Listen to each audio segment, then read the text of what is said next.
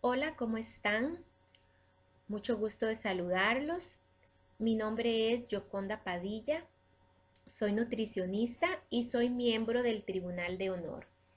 Y hoy quiero compartir con ustedes algunas reflexiones acerca de la ética y la moral en el ejercicio de la profesión. Durante este encuentro vamos a hablar acerca de ética y moral. Vamos a intentar acercarnos a su definición, aunque no es tan fácil hacerlo. También hablaremos de deontología, de códigos deodontológicos, de valores deseables en los profesionales en nutrición. Y al final del encuentro también hablaremos un poco acerca del Tribunal de Honor. Bien, entonces vamos a comenzar intentando definir qué es moral y qué es ética. ¿Creen ustedes que será lo mismo? ¿Que significan lo mismo estas palabras? Bien, pues en el lenguaje cotidiano nosotros usamos a veces de una forma indistinta estas palabras, las usamos sin hacer de diferencia.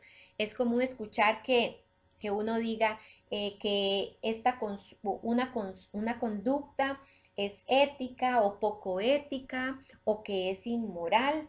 Se usan realmente como si fueran sinónimos, pero en realidad etimológicamente hablando no lo son. Lo que sí es una realidad es que son equivalentes. La moral proviene del término latino mores o moralis, que se refiere a costumbres y a hábitos. Este término a la vez proviene del término griego ethos, que se refiere a el sistema de creencias, de costumbres y de costumbres valorativas de la vida. La palabra ética también proviene del término griego ethos, que hace referencia a la vez a carácter, a comportamiento, a manera de ser. En realidad, si se fijan con solo esta información, pareciera que no hay muchas diferencias y esa es una de las razones por las, por las que frecuentemente se usan indistintamente. Sin embargo, como les mencionaba, desde la filosofía no significan exactamente lo mismo. Desde el punto de vista académico, la moral hace referencia a una serie de reglas, de normas, de creencias que van a regular lo que para un grupo determinado está correcto o incorrecto, lo que está bien o lo que está mal. La moral, por tanto, define un código de conducta, un sistema de valores, de reglas que regulan lo que está bien o lo que está mal. Así, por ejemplo, si escuchamos la frase no matar, inmediatamente nosotros lo vamos a ligar con una expresión moral que va ligada a una sociedad determinada y que está ligada a la forma de entender el mundo de esa sociedad. La moral, por tanto, es un conjunto de juicios que permiten distinguir entre el bien y el mal y que van a regir nuestro día a día, eh, todos los actos, todos los actos de la conducta humana. Los juicios morales se adquieren, se construyen a través de la vida, se construyen desde la infancia y estos siguen eh, modificándose y transformándose a lo largo de la vida. La moral integra normas, integra reglas que se aprenden en el ambiente exterior. Por ejemplo, se aprenden en la familia, se aprenden en la casa, se aprenden en la escuela o en la universidad o en el grupo de amigos, en el trabajo, se aprenden según nuestras creencias religiosas.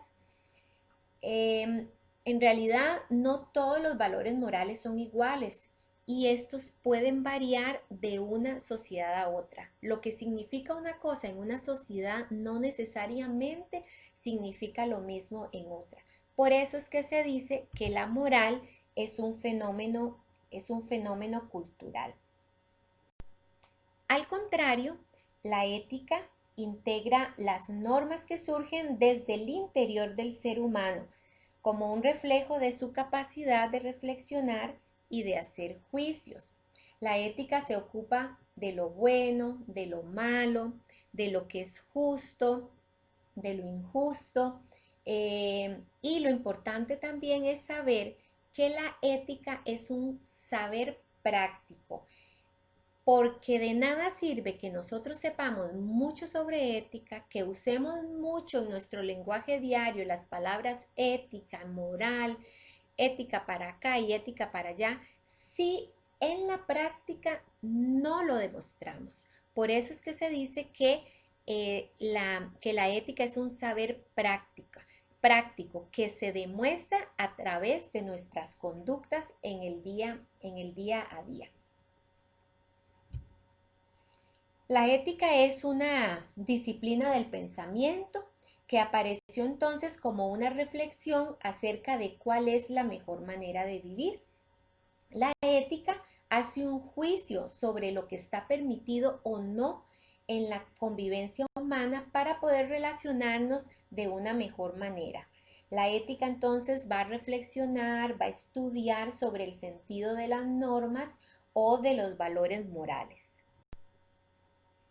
En resumen, la moral se refiere a las normas que rigen la conducta de un grupo, de un gremio, de una sociedad.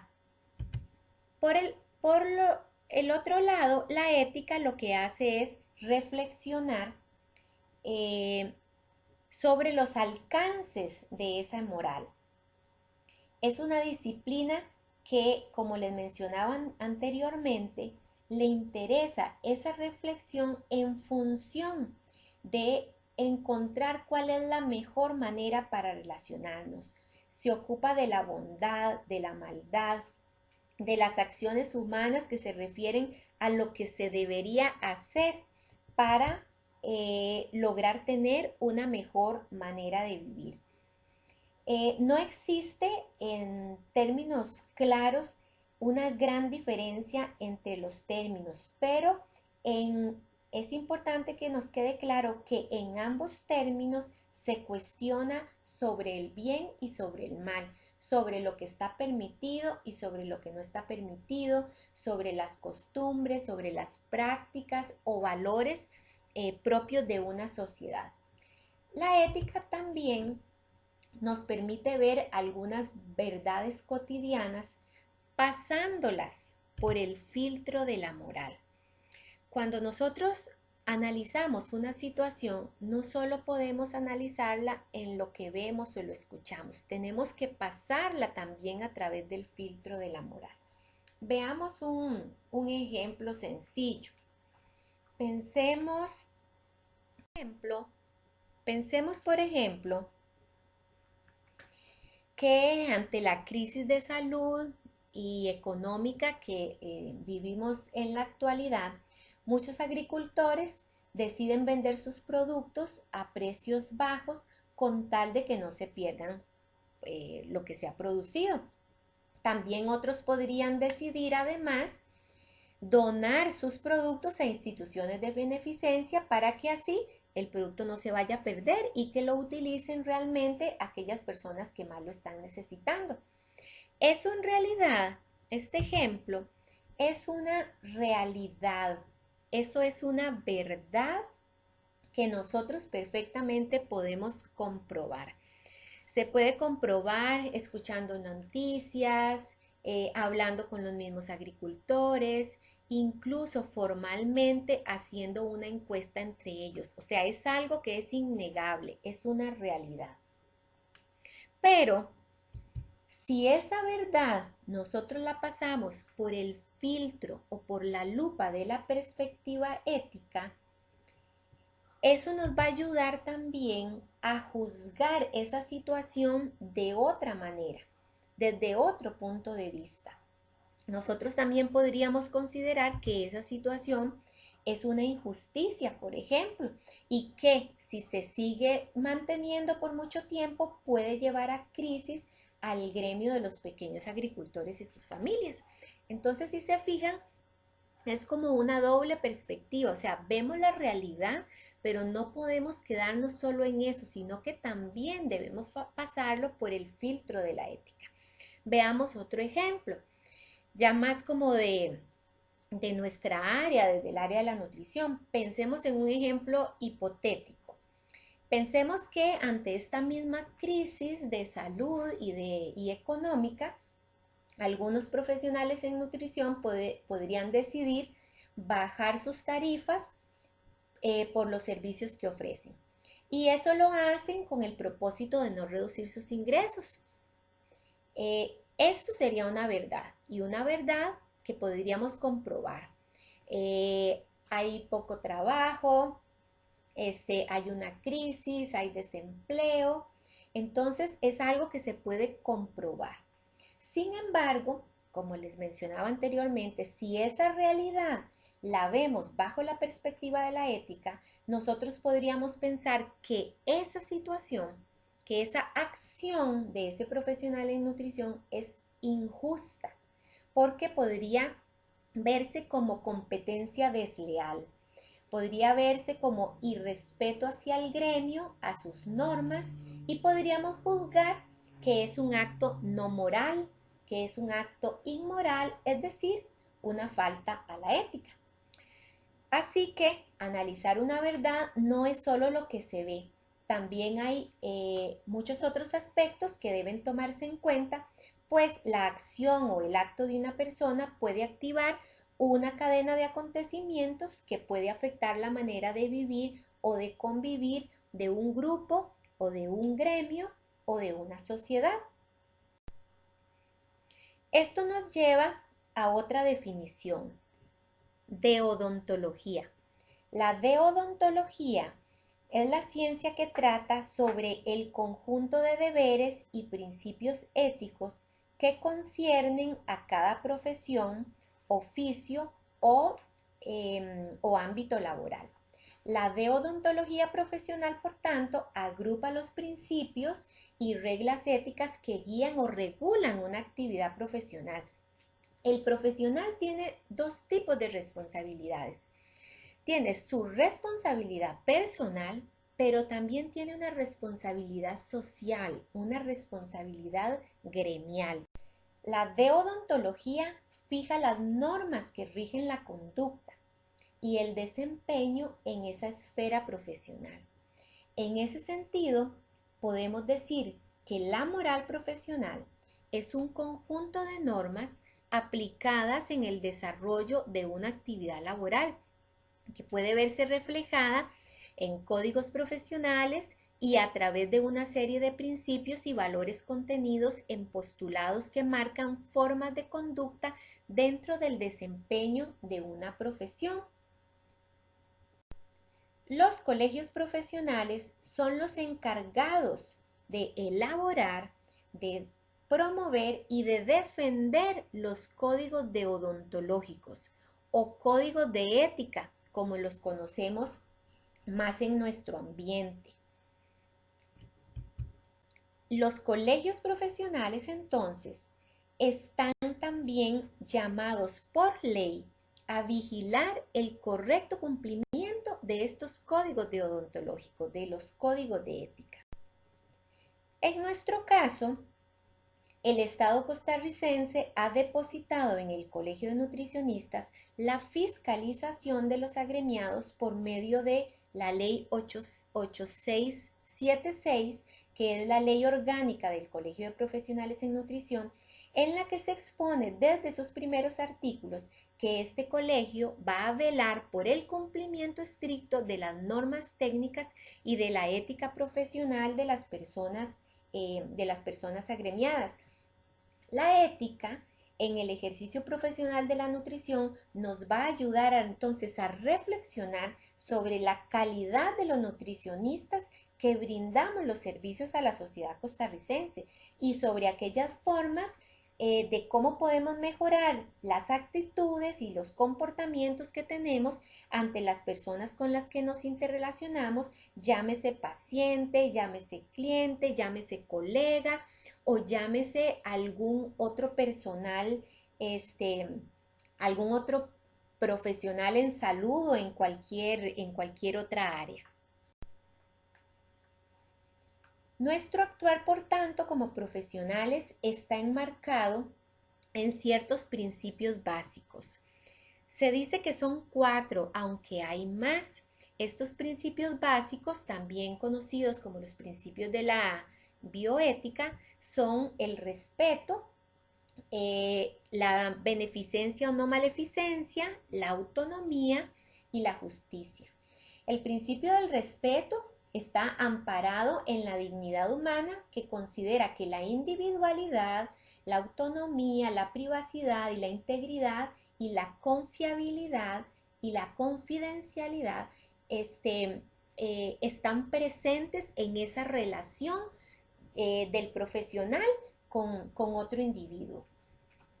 También está el principio de la beneficencia y no maleficencia, que se refiere a escoger no causar daño y escoger hacer el bien. El principio de la autonomía se refiere a la conciencia de la libertad que tiene todo individuo de tomar sus propias decisiones y del respeto que tenemos que tener a esos valores y a esas opciones por las que ha optado cualquier persona. El principio de la justicia lo que busca es un balance entre la igualdad y la equidad. Todos estos principios se encuentran orientados y se encuentran regulados en nuestro código de ética. La última reforma de nuestro código de ética fue publicado en el Diario Oficial La Gaceta número 179 el año pasado, en septiembre del 2019, y por potestad de la Ley Orgánica 8676, este código de ética debe ser aprobado por la Asamblea General. No es un documento que realiza la junta directiva y lo impone o alguno de los otros órganos del colegio.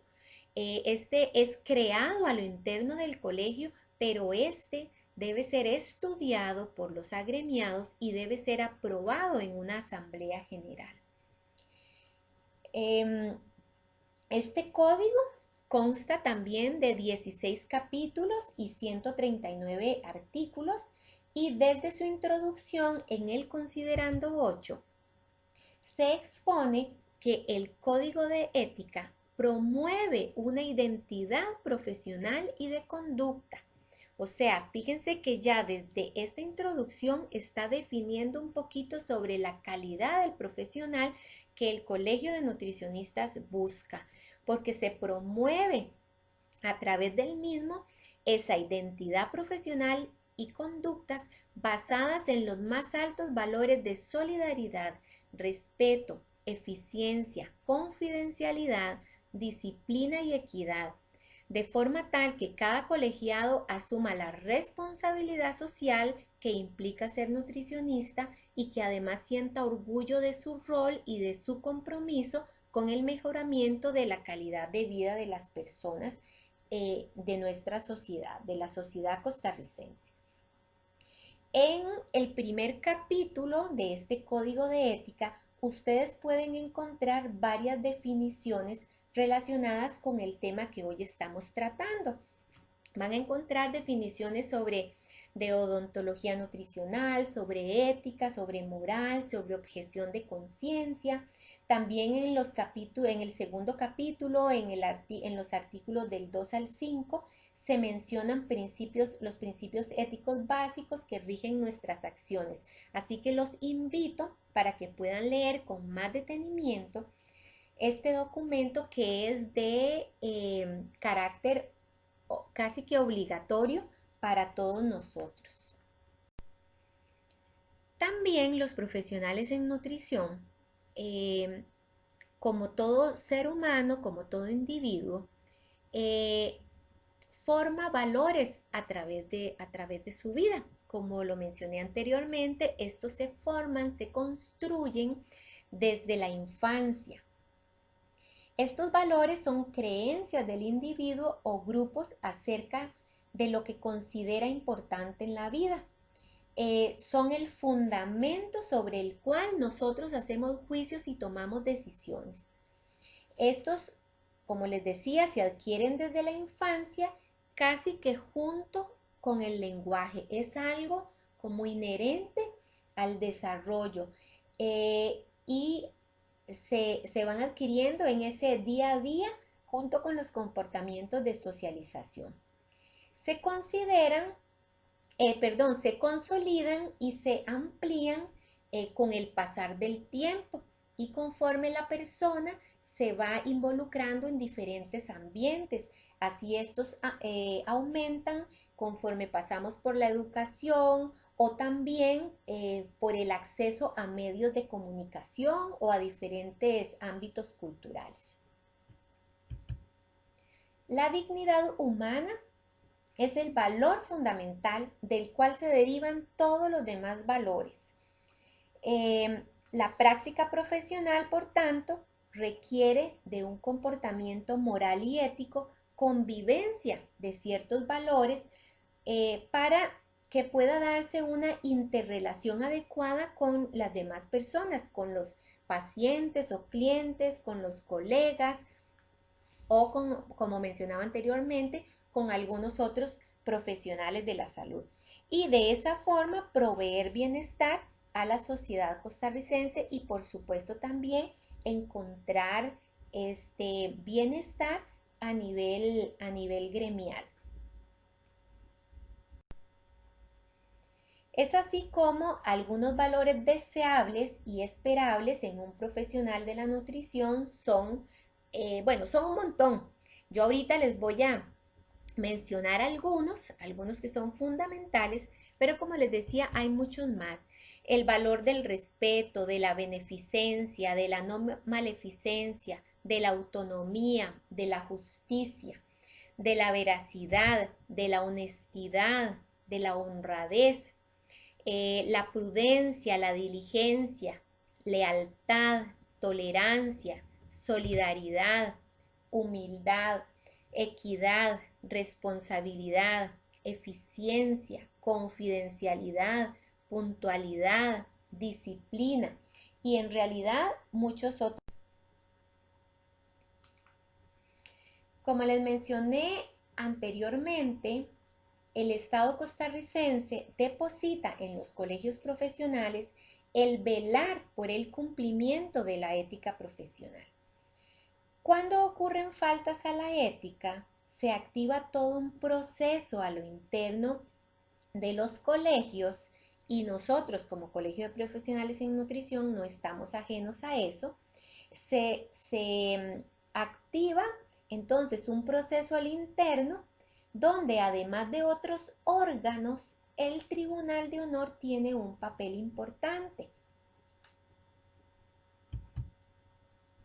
La Ley Orgánica 8676 le ha otorgado al Tribunal de Honor la competencia para conocer las faltas cometidas en el ejercicio de la profesión de nutricionista y para determinar la procedencia de imponer una sanción administrativa. El Tribunal de Honor es un órgano colegiado, es establecido por ley y le corresponde actuar como órgano director de los procedimientos administrativos disciplinarios y esto amparado en las facultades indicadas para esto en la Ley General de la Administración Pública. Como les mencionaba entonces, la ley 8676 en el artículo 34 es donde le da la competencia al Tribunal de Honor para conocer las denuncias por las faltas cometidas y para que posterior a su estudio pueda determinar la procedencia de imponer una sanción administrativa. El Tribunal de Honor es nombrado por la Asamblea General. Una vez nombrado, la misma Asamblea General tiene la potestad de remover a alguna persona de su cargo por alguna situación específica, pero esta remoción solo está a cargo de la Asamblea. El Tribunal de Honor está compuesto por 5 personas agremiadas de reconocida solvencia moral, y además este puesto es incompatible con cualquier otro cargo del colegio. El Tribunal de Honor entonces va a recibir un caso sobre alguna denuncia hecha al colegio. Cualquier profesional en nutrición puede hacer una denuncia contra otro miembro del colegio. Lógicamente tiene que ser una denuncia que tiene que estar sustentada porque se tienen que aprobar las pruebas del caso.